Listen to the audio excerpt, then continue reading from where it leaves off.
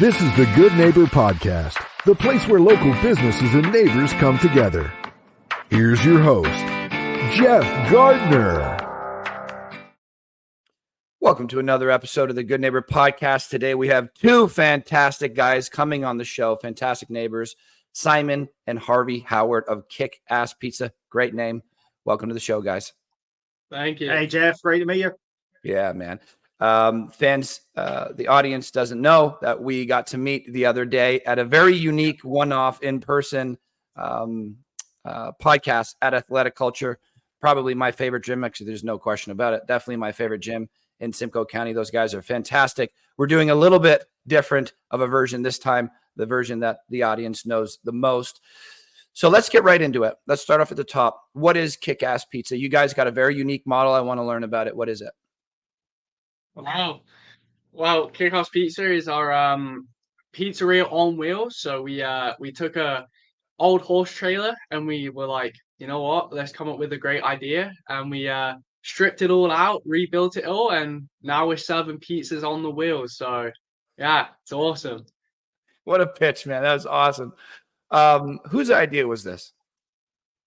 I mean, I think we both came up with it. Yeah, we both come out there. So we saw a couple of friends back home in the UK. We're from England, and we saw them do it successfully out there. And we were like, we never see anything like this in Canada. So we said, hey, we got to do this, and we just thought, great opportunity. And do you know what we love? Because we love going out and meeting people. So we just said, you know what, was really good fun. We can go out, we can be part of people's weddings, birthdays, parties, and we've done so many different things. Met so many great people already, and raised some money for charity. It's just been a vehicle for just going out and just being part of the community. It's been amazing. And we both love pizza too. Oh, yeah. Like we're huge pizza. Like the whole who isn't, all right? Yeah. Like so we were like we would get Domino's here and there, and like we love it. And we're like, hey, why don't we just do it ourselves? Yeah. Like why not? Yeah, and I mean, just for the audience, I was checking out your website. No hate against Domino's.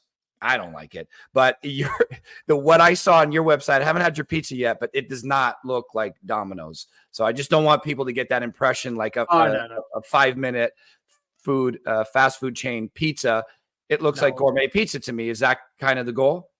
Yeah, it's artisan. So we did it. So Harvey learned how to make dough properly, and he's been trained to do that for a partner of ours who runs a business in Barry, the Italian marketplace. And then everything we do is like fresh ingredients. So we even pick herbs from the garden, and we source everything locally. Even neighbors of ours that produce maple syrup, and we put that on one of our pizzas. So everything is real artisan, and people have loved it. They love the stone-based crust, and it's pretty quick. Once we're up and running, we can cook them in sort of like 3 or 4 minutes. Yeah, we can get it done in 4 minutes. And so the neighbors love it. In fact, the neighbors keep demanding we keep open on Tuesdays at the moment, which is very interesting. Well, this is what I'm thinking. I mean, right now, I just came back from the gym, did this special time to talk to you guys. I am freaking starving. And I'm like, how can I get a pizza from you guys? And so how do we do that? So people understand, is it kind of like a food truck?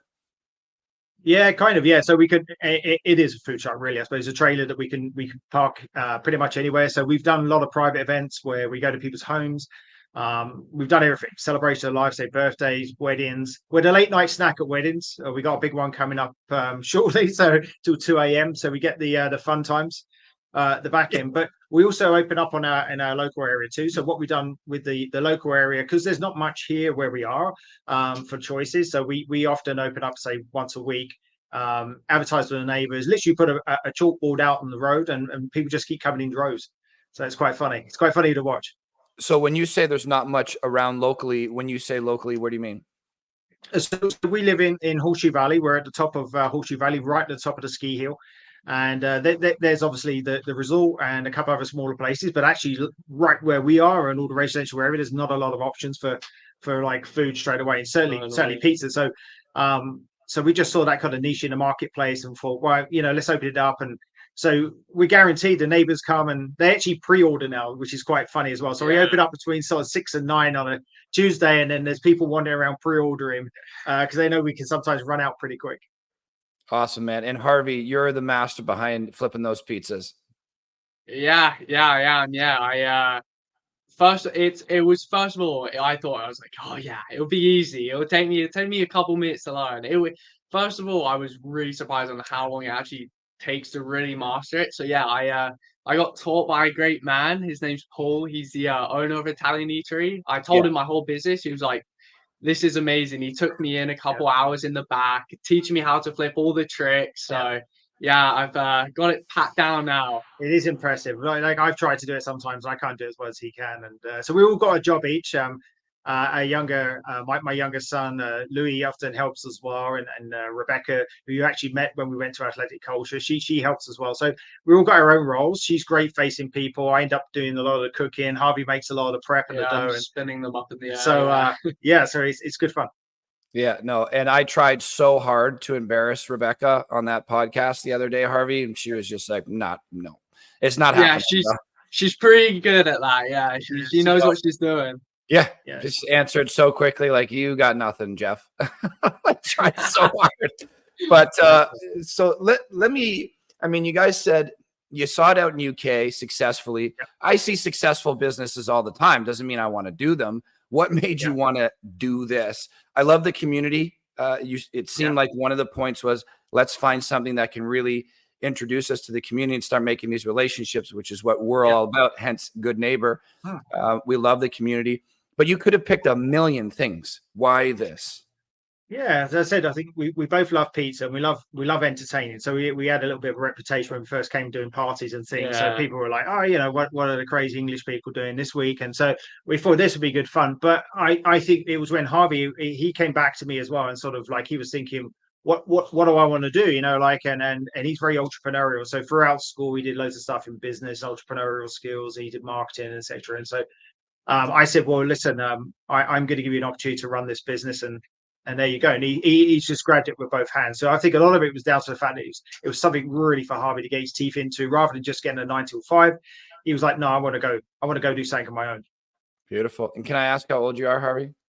I'm just turned 21. Is this your first business that you've run? This is my first business, yes. Fucking A, man. Nice work. That's so cool. Thank you. Are you liking it so far? Oh yeah, I love it. It's awesome. Like I'm such a social person. Like you can tell anyone who I went to high school with, like I'm just such a chatterbox. So like having like this brings a whole new social life for me almost. Like I get to meet so many amazing new people around here, and like the food really brings everyone together. So it's amazing. I love it. I think the other thing you told me as well, that you wanted kids your age to get involved, because he was like saying so many kids now don't have the same social skills since COVID and things, and so we try to get more people involved, so you can be customer facing, learn some new skills. Yeah, we're definitely hiring too, so we can definitely like I can teach people how to make dough properly. Like there's all these like awesome life skills that you can just have, right? So yeah, it's like whoever joins us, it's definitely a really good like opportunity for them. So yeah. Oh yeah, I mean, I don't have a child yet, but I'm thinking of the things. I think of fatherhood as kind of like the pinnacle for a man, to be honest. And I think about learning from other fathers, starting to plant these seeds of what are some lessons that I want to pass on, certainly entrepreneurial lessons, because they've served me so well. And I think about these ideas. I wouldn't want my 19-year-old son to start a business like what I have right now, a little maybe too intense, but to dial it back a little bit, something a little bit simpler, less complex, because the skills you develop at that age are transferable. If you can market, if you can sell, if you can create a great product, and if you have great front-facing people to deal with the customer, those last with you for a lifetime and can change the trajectory of your life entirely compared to working a typical 9-to-5 job. So kudos to you, man, and kudos to you for crushing it. It's awesome. How long you guys been doing this for now? Since like about 6 months. 6 months, yeah, 6 months now, yeah. So this is our first summer doing it. And we thought it was all going to end in around October, and it just, the bookings just keep coming in, and then so we try to explain to people, because we're outside, it gets quite cold in the winter, but they're like, no, you'll be fine. Yeah, people are like, just get heaters, you guys will be fine. You got ovens. I know. They're like, just feed me. Don't worry about the cold. You'll be fine. Just keep pumping me in with pizzas. So what are you guys going to do in the winter?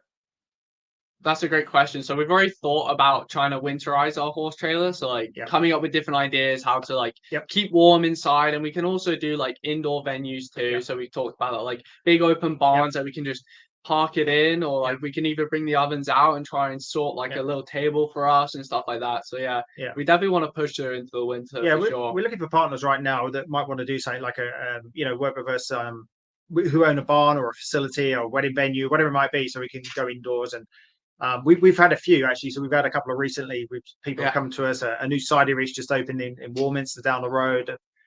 Talks about it. And so the options are there. I think people are just excited to get, we're just excited about getting involved and see where it takes us. I love it. I love upstart business like this is just fantastic. Okay.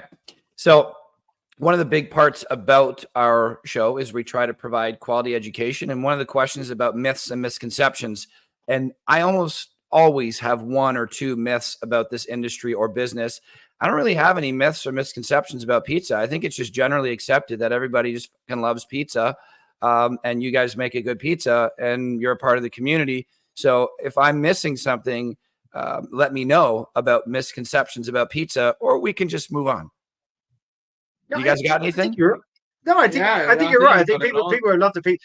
We created one called the Canuck, which we said, let's embrace Canada and we'll fire maple syrup over the top, and it's the best seller. Everyone just loves it. Every time we have an event, like if we do a private event, like when people email us, it's the number one. Like, and when people come around here for our like public ones, it's a big hitter for sure. Yeah, and we've had some weird requests, like a poutine pizza too. I'm not entirely sure. That one yet, but people want to come up with like new creations, and we're like, not just yet for that, but silly Canadians and this poutine obsession. It's not even good. I know. It's just fries and shitty cheese and gravy. It's like we've come up with this grand idea. No, poutine, poo.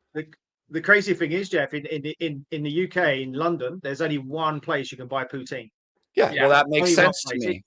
And it's called the Maple Leaf Bar. There you go. And you can watch hockey. You can watch hockey. It's in Covent Garden. And funny enough, we used to go there. So we used to go to the Canadian bar. And so we were kind of knew what poutine was before we got here. Yeah, I don't understand it. I'm probably going to get a lot of hate for hating on poutine. It's never been my thing. It looks like puke in a carton. Anyways, if you guys want to make it, you probably will sell a lot because us Canadians seem to love that stuff. But that Canuck pizza has got my name on it. So pivoting from before we pivot from the business, I just want to ask a couple more things just to clarify for the audience. If they want to get your stuff, how do they do that? They go to the website. What happens?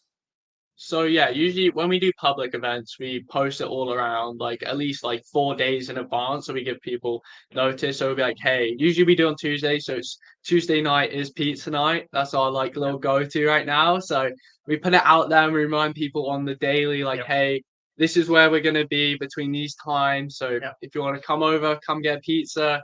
We put some games out on our lawn too. So you can socialize with the drink too. So we usually do that. Yeah. If not, then you can just go to the website. There's an info page on there. You can book on there. We just ask a few questions. Size of the party, what are you looking for?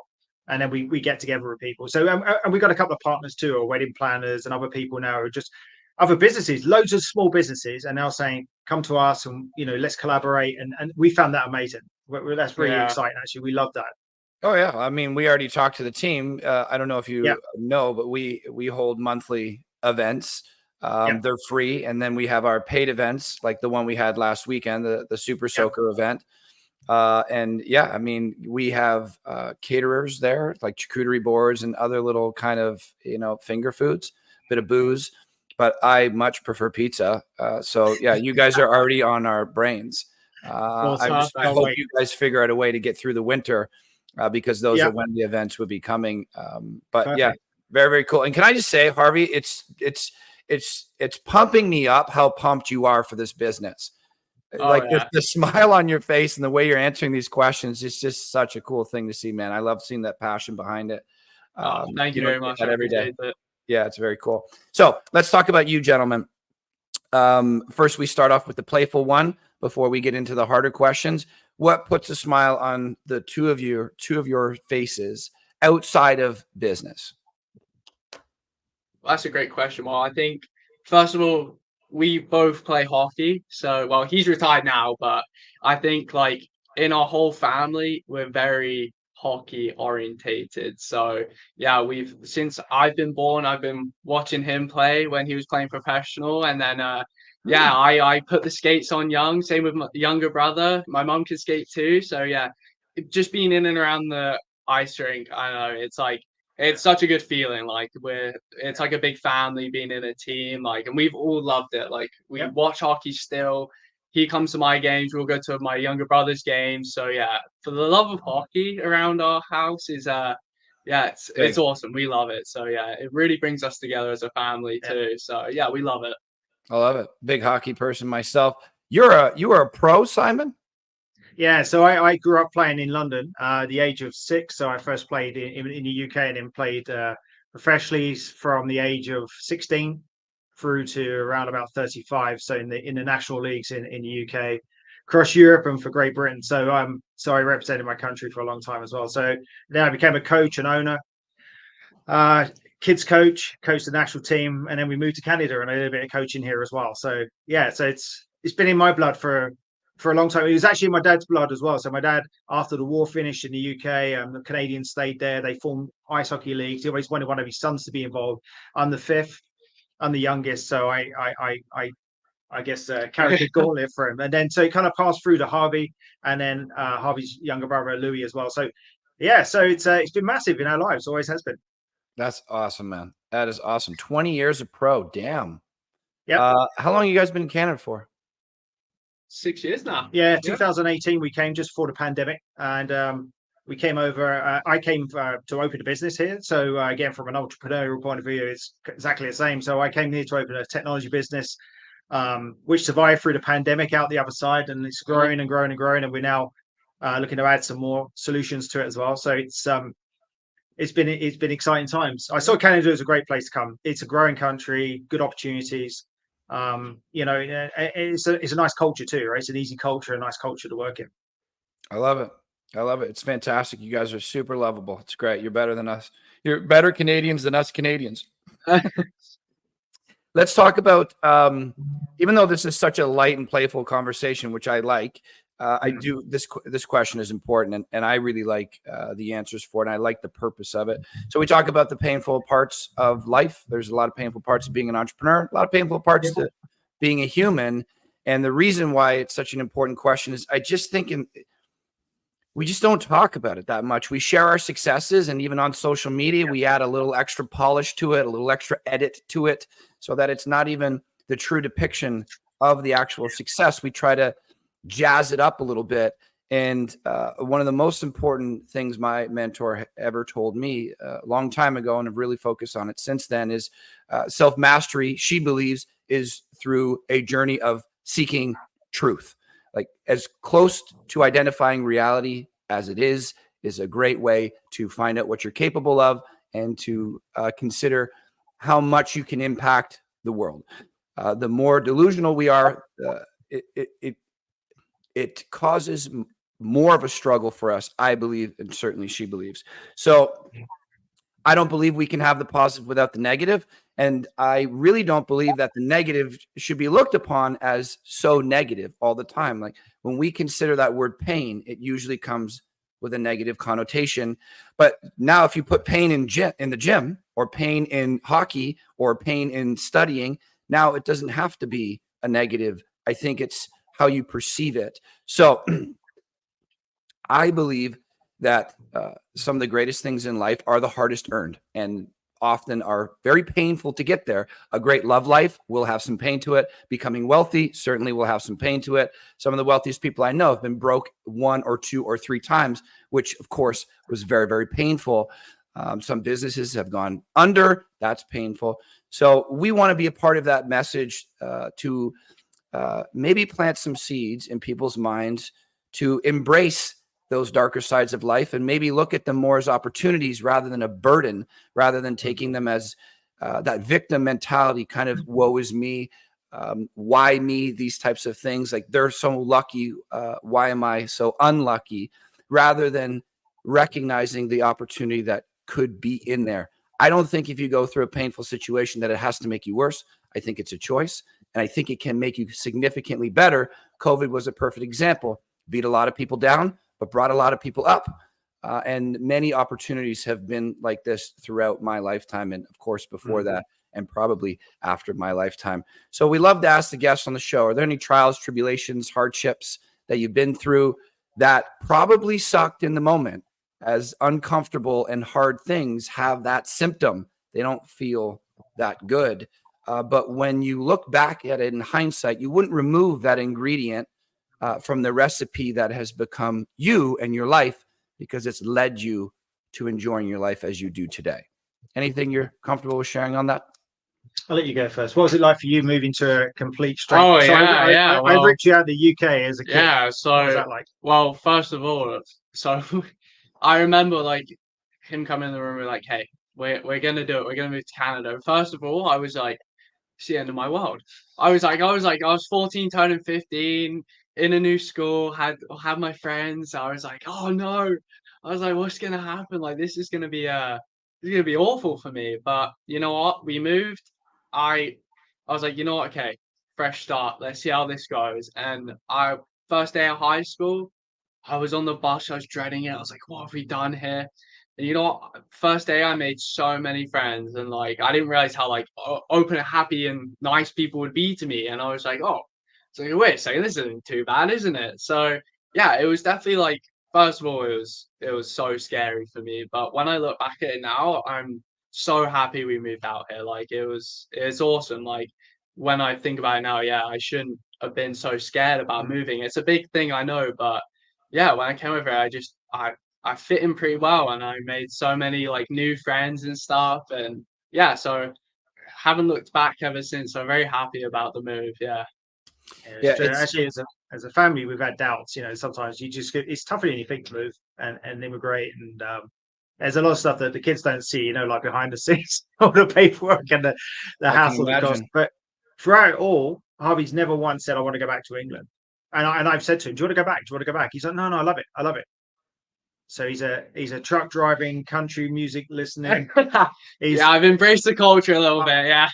I said you can't go back now. I think someone will chase you out of the country now. I'm not sure you'll be able to go back. It's such an interesting thing, us humans, right? I think we suffer more in imagination than we do in reality. I will worry about something weeks in advance because my expectations are blown way out of proportion for whatever reasons.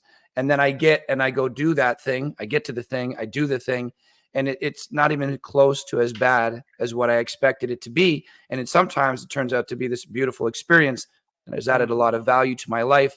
And then I just ask myself, was all of that worrying worth it? And the answer is often no. So I appreciate you pointing that out because, not all of us have moved to another country. Yeah. Like I haven't. So we don't know what that experience is, but I did move. I mean, it's very, very, very small version of what you guys are talking about. Just hours away from one town in the middle of a school, left all my friends behind, thought like my life was over. I was 9 years old, and it turns out it was quite a positive thing. And I thought my whole life was imploding, being super dramatic, only a few hours away. But it turned out to be a very positive thing. So I imagine many people can relate to that. Anything you can add to that, Simon? No, I just think that our whole family is kind of based on that adversity builds character basis. So, something we stick to. And we've been through so much together as a family. Since we've been here, I've lost parents. My wife lost her mum almost immediately through cancer, and then I lost my dad in COVID. And there's times where we've always want to turn our back, but actually, it was the community in Horseshoe a lot of the time that actually sort of got around us, made us feel so welcome, looked after me when, say, my wife had to go back, or vice versa, and they've been amazing. We actually have even a family tattoo about it. So we have a tattoo on our arms here. We have a tattoo. Yeah, I don't know if you can see that, but there's the three mountains that represents the past, present, and the future, and remind us that we got worries on both ends, but to live in the present, right? Because if we don't, then we'll miss out on all the good things, right? We'll miss out on life. I love it, man. I love it. I don't have the three mountains, but I do have my rules for life. Whoa, there you go. There you go. Very nice. Yeah, because I say this. I take life very seriously so that I can enjoy the heck out of it. Yeah. And I also think it's easy to be good when things are going good, but who am I when things go to shit? And that reminds me of who I want to be rather than just explode on people. Awesome. But I think that's great. Can I ask you, Charlie, for the people I know, because we speak to so many people, I don't know how large the group is, but I can say with confidence that are still people that are living that COVID life, staying inside their homes locally here in Simcoe County. I won't talk about any other areas because I don't know. But they're still living that fearful, isolatory life that was built during COVID. Can you just touch on the value of community? The reason why I'm asking you that, although it seems like such a basic question, is because you guys have only been here for 6 years and you moved only a couple of years before COVID. So half of the years that you have been here, we've been in a very, very strange world, strange environment, lockdowns, masks, new rules. And you've mentioned community a few times before. Can you just touch on that, what you have found from that Horseshoe and Simcoe County community? Yeah, I think from the moment, and the reason we live here is because I came here for work by myself. First of all, I was in Toronto, and the guy I was doing work with lived here, Murray, and we're still great friends now. And he said, "Come to Horseshoe," and I said, "Where's that?" I looked at it on a map. I was like, "Wow, that's a long way away." But once we were up here, and we got to meet everyone, and everyone made us feel so welcome. Actually, I tell you what it was. People made us feel welcome without feeling like we owed them anything. So that was a great thing, right? So everyone was helping, but no one went, "Oh, well, one day you give it back." It was done without really thought. They were just good people, weren't they? So we were just saying, that was a big thing that kind of kept us here. And because we don't have family here, if we didn't have those people, I think we would have gone home, because moving without your family and having that support network around you is really tough. So if you don't have that, it's really hard. And that's why we're close as a family as well. Our family is really, really close. And everyone who knows us knows how close we are as a family. It's because of that as well, because we realize, that's what comes first, isn't it? That family spirit. And then, so that's why maybe we're always so trying to cheer other people up. You talk about COVID and times like that. And we're always trying to encourage people, come out, do this, do that. Let's get together. Let's do some things. We recently just signed up with a charity. So we're now donating a lot of our like tips and funds to the charity, which you guys know, Bradford Christmas, and for the Gilders Club. Yeah, Gilders Club. Yeah. So we started to do that because we love to give back as well, and their story is amazing. We talk to two 14-year-old girls that started a non-profit. It's like, that's insane. And the first question I said to them is, what makes a 14-year-old wake up and go, "I'm going to start a charity"? Like, we could, it's an amazing story. And so we couldn't wait to start working with those guys. And so we got these toonie jars, which we collect all the toonies in every event now. And we're hoping to raise $1,000 for this year. So until the end of our season. The community around us. Oh, sorry, go ahead. No, you go, Harvey. Oh, I was going to say, the community around us, like, there's been a really couple like amazing people around us for us. Like, for a great example, when we moved in June and my birthday's in July, and we were still moving, boxes everywhere. And I remember, like, my mum was also flying back to England to see her mum because she was obviously going through chemotherapy. But yeah, like, it came around my birthday and we still have boxes everywhere. And like, all our friends around the neighborhood came around, like, they bought me a cake, and it was like, that's when we really knew, like, okay, this community is really special. Like, we haven't done anything for these guys. We barely know them. And they all came over for my birthday. It was such a nice surprise. And like, not having my mum there for the first time for my birthday was a bit weird as well. So yeah, it was really nice. Like, we really went through some tough times. First year was the neighborhood around us really helped us. That's awesome, man. So birthday was in June? July. We moved in June, and then he's a summer baby. He always gets the great birthday. So he gets the outdoor, get the nice sunny weather. Yeah, great one. Good man. Happy belated. And this was 21 recently? 21, yeah. Can't believe it, man. I love those points on community. It's such an important thing, especially, you guys, as you mentioned, Simon, not moving here with a family, not moving here with a support system of 10 or 20 or 30 people. It was just you guys. And it was really up to you to either go and connect with the community or not. But not every community is created the same. It's such a fantastic thing to recognize the connection and the people and the warm welcoming from this Simcoe County community. That's certainly why I'm moving out this way. That's why our work is here. That's why my partners here, all my teams are here. Simcoe County is a wonderful place. I live a little bit south, not a bad place, but Simcoe County is just different. It's a beautiful thing. And as for those two girls from a Bradford Christmas, they've also been on this podcast. We've done a lot of promoting with them. And we just put together a big event, our Super Soaker block party event on Saturday this weekend, where we got the kids out with their Super Soaker guns, and they dunked the shit out of me in a dunk tank. And we were putting pies in our face and all kinds of stuff. Raised I don't know, $1,200 or something for those two girls, because they are fantastic. And Gilda's great. Club is just known by everybody, known and loved by everybody for what they do. But I appreciate you guys sharing those stories because it is unique. There's been few people on this podcast that have immigrated to Canada and have a story exactly like yours. So it is unique, but I think it resonates with a lot of people just going to this foreign place, getting out of your mold, whatever that is. You could take that same experience going from England to Canada and kind of relate it to people coming out of their house out of COVID, not being connected with anybody, and finally walking out of that door and making the choice to start building those connections again. You have to choose to do that. And this is a wonderful place to do that. Okay. Here's the scenario I'm painting. You got a couple thousand of your ideal people in front of you, your ideal clientele. They all love pizza and they love you guys. You're on stage. They hand you the mic. You got 90 seconds. What is it you want to tell them about you guys, your business, your pizza, whatever it is? What do you say to these people? Oh, easy. You will never taste such a better pizza in your lives. I'm telling you. What we'll say, first of all, come get a pizza and you'll never want a Domino's again.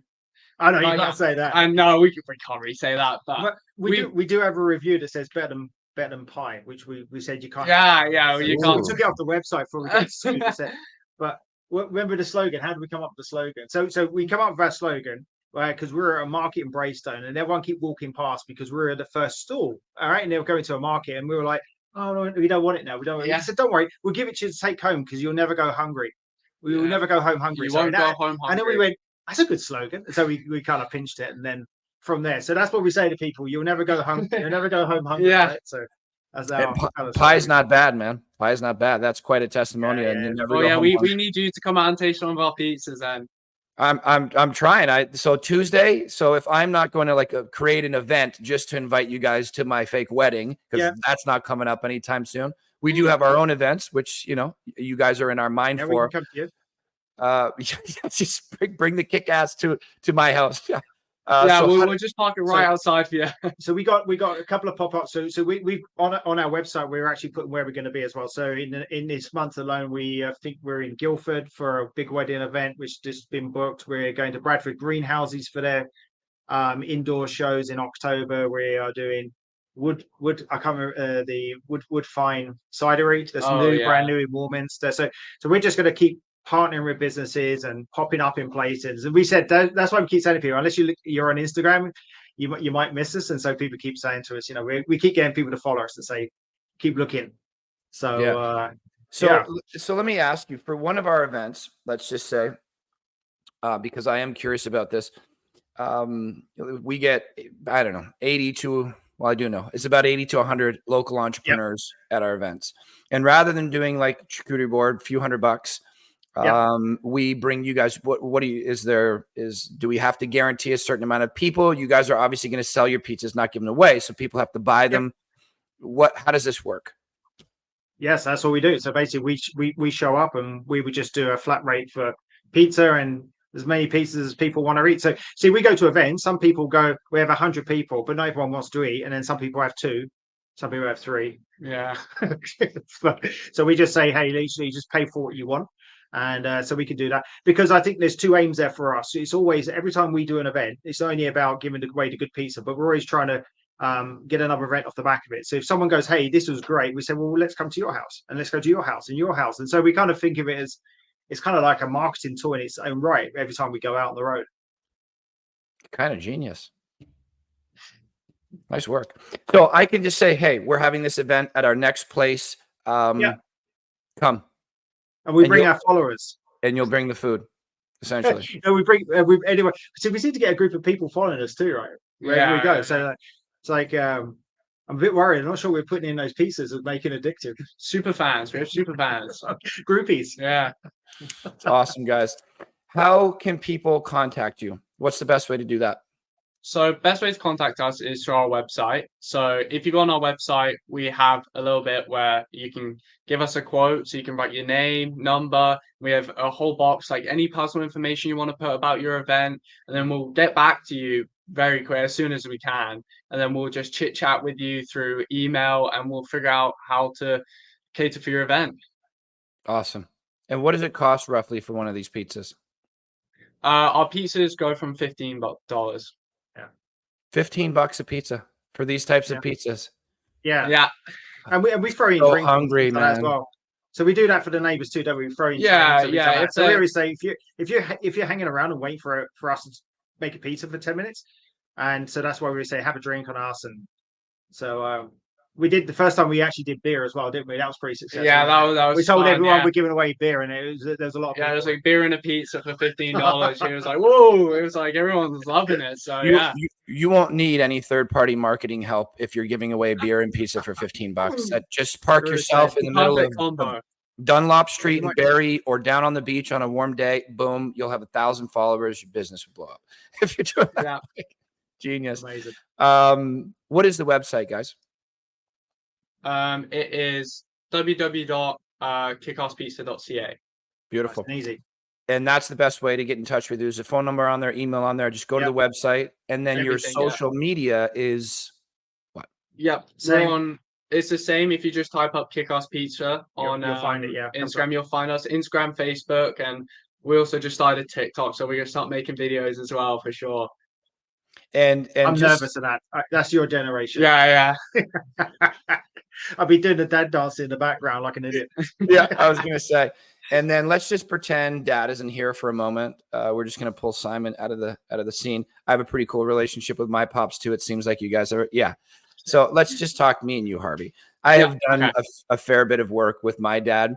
I love him to bits. I have a huge paragraph of what he wrote to me when I was 18. This like coming of age story on my back. Huge. My whole back is covered. Yeah. And it was the message he wanted to teach me becoming a man. But when I work with him, shit hits the fan sometimes. We work very differently. Love him to bits. He's my bro. But we don't work together for a reason. So how is it working with Pops over there? It's good, honestly. Like me and my dad have a really good connection together. Like when I was younger, he was my coach as well for hockey. So I've seen his angry side many a times that's came out, but we've learned really well to work with each other. Like we barely argue. Like, yeah, you have your bickering because we're family, of course, right? Of course, a little cheeky comment here and there. But no, me and my dad get along really well. He's pretty much my mentor as well when it comes to business things. He teaches me so much about life. Like, yeah, he's pretty much my idol, so I look up to him. So yeah, we work really well together. It's nice as well. We're actually on separate sides of the pizza oven, so we don't actually hear each other that much. So sometimes we don't hear the comments that go around each other. But yeah, no, he means a lot to me. So yeah, I love working with him. I'm so glad he's still doing it with me. So yeah, I love every second of it. Boom. There you go, Dad. You can come back in. Yeah, you guys. Well said, man. Well said. My dad was also my hockey coach, and the day that I broke my fist, I don't know what happened exactly on the ice, but I was really, really pissed. Punched the glass, broke my fist. Ref called me, gave me a penalty. Actually, sorry, he kicked me out of the game. And then my dad, being my coach, like your dad, was just freaking out at the ref. And as I was in the dressing room, pissed off, taking off my skates, I see my dad walk in, and I thought he was just checking up on me. I'm like, what are you doing here, man? I'm good. I got kicked out too. Son and father kicked out of the same game, same moment. Yeah, these are these memories that we never forget. But you guys have been fantastic, man. Any final comments before we wrap? No, we just, I think we feel privileged, everything we're doing at the moment. And this podcast is amazing as well. So everything has just been great. But our motto was always, when we said, I said to Harvey, when you start this business, have fun. It is a business, but if you don't enjoy it, like you're going to hate it. You're going to want to quit, right? So have fun, enjoy it, enjoy the ride, and see where it takes you. And so far, it's been great. Yeah, so it's been good. It's interesting. I think that is such a valuable lesson, and I know a lot of us talk about it, but I don't know that people really get it all that much. Yeah. Whatever you do in life, if it can become entertaining, enjoyable, meaningful for us, we will work the 10, 12 hours. We will go in early mornings. We will stay late. Whereas that 9 to 5 that I wasn't doing, I was looking at the clock every 2 minutes. It seems so arduous, like it would never end. Wanted to end my life. I work more now than I ever have by a long shot. Sometimes all consuming, but when it can be fun, the rest doesn't matter. You're enjoying your life. If you're having fun with the time that you're given, I think you're doing life well. So I think that's a very valuable lesson. I think you guys are fantastic. I love the father-son duo. My dad is my guy for sure. I was telling Harvey, I don't know if you heard, all of his rules for life are inked all over me to remind me of the lessons he's taught me. But I love your story that you came from UK, that you've had a great time here, that you guys have that entrepreneurial mindset. I think it's awesome that you're planting it in your son at such a young age, Simon. I think there's so much value to be derived from building a business on your own, falling down, getting back up, doing all these things. And I think you're just insanely gregarious, Harvey. I don't think you're going to have a hard time attracting people to the business. You put that face, that smile, and that personality with good fucking pizza and beer. Dude, I'm learning lessons from you guys already. I think that's a hell of a business plan, man. Thank you so much. Amazing. Jeffrey, appreciate it. You're wonderful at what you do. You're amazing. So you made us feel great and very comfortable with everything we're doing. So it's amazing. So appreciate you guys. We're going to wrap. You guys have a great evening, and it's just been a pleasure. I very much look forward to seeing you guys again. There's no question about it. Now that we know how to bring you to places, we have a lot of places to bring you, and we will do that. So look forward to talking to you guys again soon about that. Awesome. Thanks, Jeff. We'll see you at our next public event. Yeah, you will, man. Take care, gentlemen. What we say? You won't go home hungry? Yeah, you won't go home hungry. You can trust me. Definitely not. I will be eating at least 2 pizzas. I'm a big eater, and I'm a big pizza lover. It'll happen. Awesome. Amazing. Cheers, you guys. Take care, man. Have a great evening. Thanks a lot again. Bye. You too. Bye. Thank you for listening to the Good Neighbor Podcast Midhurst. To nominate your favorite local businesses to be featured on the show, go to gnpmidhurst.com. That's gnpmidhurst.com or call 705-413-3775.